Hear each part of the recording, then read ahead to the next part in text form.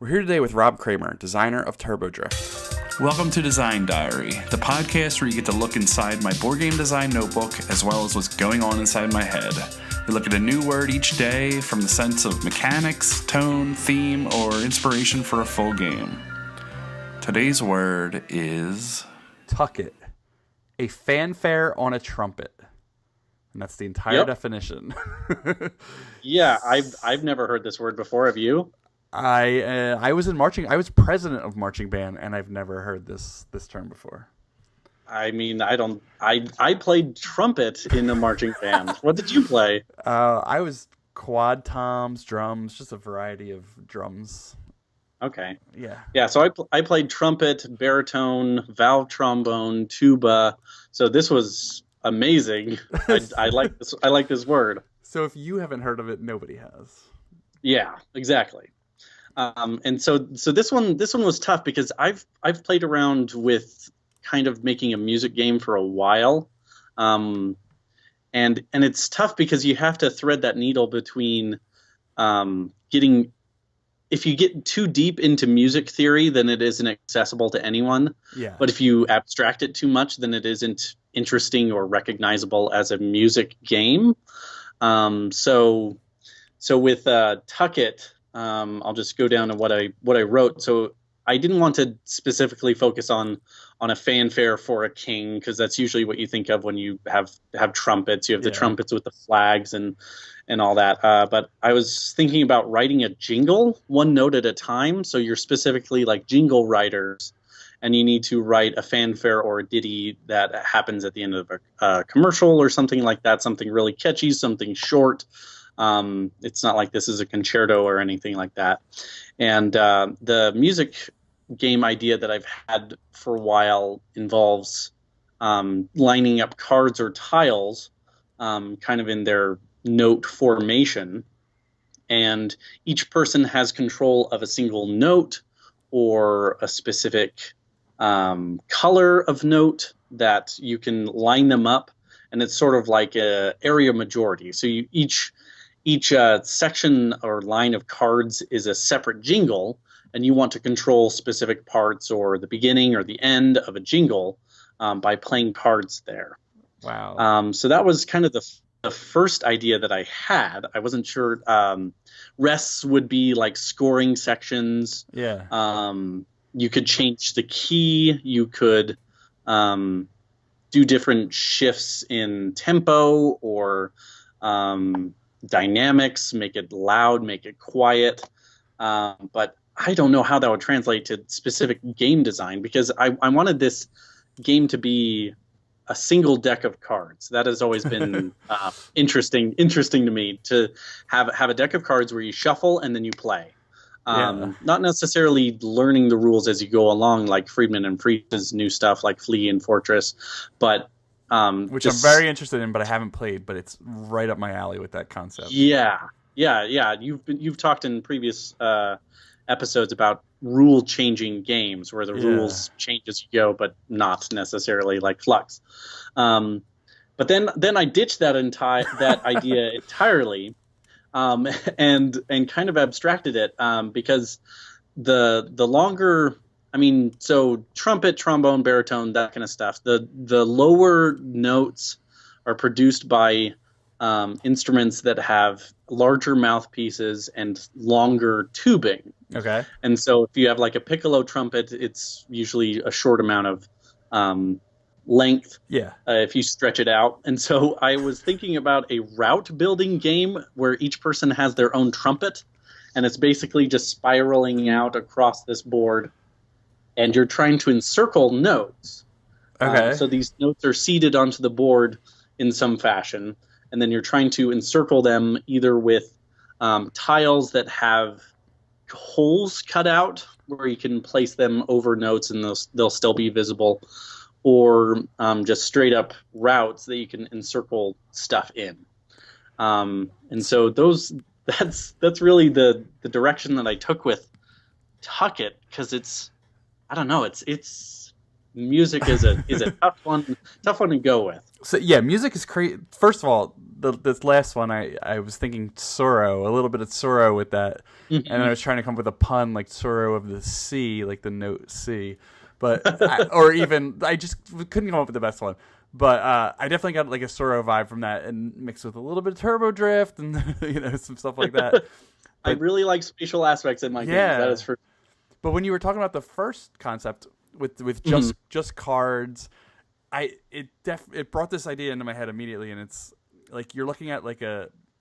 Oh my God! Why can't I was a drummer, so I don't know the technical names, but I'm looking at a sheet of music, and there's all the lines of the notes are on. What do you call them? Yeah. What are the lines I called?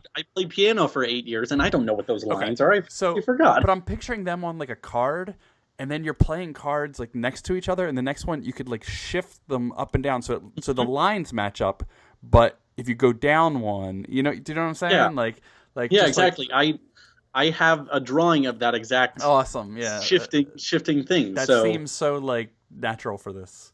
But the other exactly thing is, that could be like a key change. Yeah, exactly. And I've always just not so much music-based games like these where it's music as a subject, but I always thought of like how to actually make music-based games where actual music is a part of it. Or not even music. I had a concept like way back about just like beat, like just a like drum beat and like the speed of things, and just trying to. It's such an impossible connection without like a app equivalent or something like that. Exactly. And that's what I was thinking about. Like when you have these final ditties done, is that you have an app that can read it and play it, and then you can play your jingles that you've assembled. So of course. In gameplay terms, you're not going to be able to play it so that you create musically interesting notes. So it's probably just a bunch of jumbles, and it wouldn't be worth it anyway. So who knows? This brings up two things. Have you played Drop Mix? I haven't. I've seen videos, and it is super cool. Yeah, and the game's like okay, but just the what it can do is the most amazing thing ever, and it's just popping in different parts of songs, creating your own mixes, saving those mixes. I'll sit there for like 4 hours just changing out like one little piece at a time and trying to find this perfect mix. All of them end with like a really slow version of Super Freak. Those are always the best ones. But no, it's an amazing thing. And the games are just kind of like a little bit of a matching, but a little bit of a speed thing. And they're fine. And the ones actually, it's all right. But as a concept, the thing is amazing, and I will buy everything they put out. Yeah, it would be a tough one to implement. That's for sure. And yeah, they kind of knocked it out of the park. Yeah, it's cool. The last note that I have is that like chords are certain scoring conditions, and so you want to have specific notes in a certain melody in order for it to score. Okay. So you could have like a major melody. You could have a somber melody, which is tied to minor keys. You could have it one be upbeat, one joyful, and then have certain keys mapped to those attributes.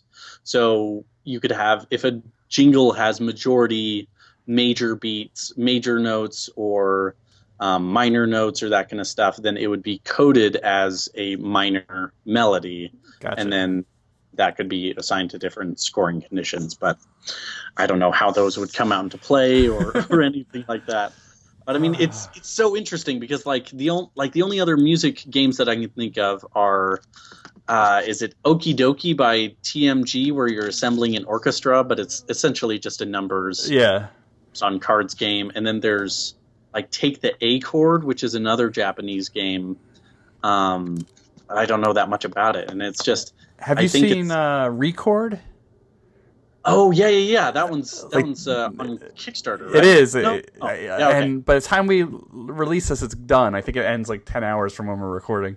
But I think it's actually worker placement, and you're placing like guitar picks on guitar frets, and it's Marshall Britt. It's super cool looking. And then Josh Mills has his record game, where you're assembling A sides and B sides of different records. So I think it's a wide open space. Yeah, it's very rarely I can see why, because it's hard to design in. Yeah, exactly. The crossover is what I think is going to be the coolest thing ever, and it's the hardest part of all of it. Yep. Well, that's really cool. So we basically have played pitch tag together lots of times. If anyone doesn't know what pitch tag is, it's just like this, but you give a word or a sentence, and people design a game based off of that. And it's kind of like a challenge, and we do it on Slack. And you were one of the first people I wanted to have on here because you're one of the most active pitch taggers on our Slack, which means you're one of like 3 of us. But yeah, it's always it's so much it's fun. a super fun game. Yeah, and like it'll be like, I'm bored at work. Here's a challenge. And oh yeah. So yeah, cool. this is the perfect outlet for just stretching your mind and trying to think outside the box. Yeah, exactly. So how do people find you? How can people get in touch with you and hear more of this awesome stuff? I'm usually on Twitter most of the time, and you can find me at Rob the Cramer, and that's Cramer with a C. And I like to go on there and talk about board games and Star Wars and Rocket League and whatever comes to mind. It's all good stuff. All right, cool. Yep. Well, thank you, and we'll be back again tomorrow. Thanks for having me. I do this every time.